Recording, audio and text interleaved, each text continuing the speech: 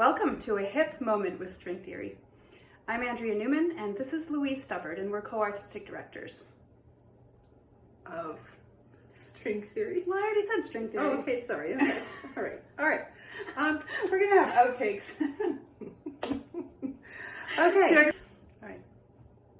Welcome to A H.I.P moment with string theory. I'm Andrea Newman, and this is Louise Stubbard, and we're co-artistic directors of string theory. We are so excited about the CHANT concert this Saturday, and we thought it would be a good time to share some fun facts about CHANT and some of the music we've programmed. When we think about CHANT, the first thing that comes to mind is singing. But what about instruments? Andrea, how do instruments chant? Some chant traditions largely exclude instruments, perhaps with the exception of the drum.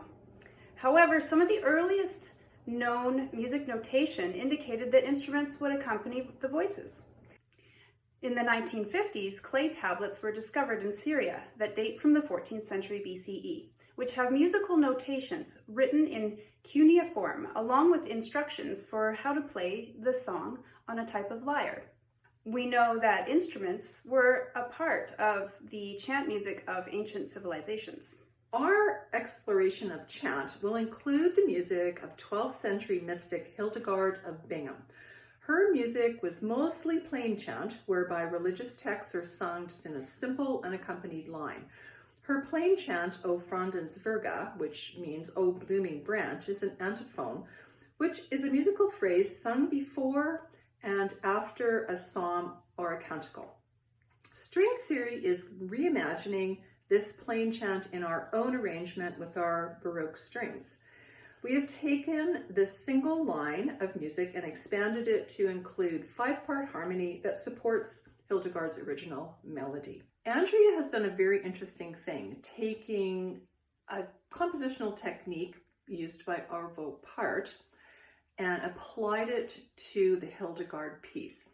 Andrea, could you explain how you employed this technique in the Hildegard piece and what is the technique? Absolutely. So the technique is called Tintinnabuli, and this is a fancy word that refers to church bells. And in particular, the sound of the bells, which have overtones, and we can hear the minor triad in those overtones. So one compositional voice is dedicated exclusively to those 3 pitches of the triad.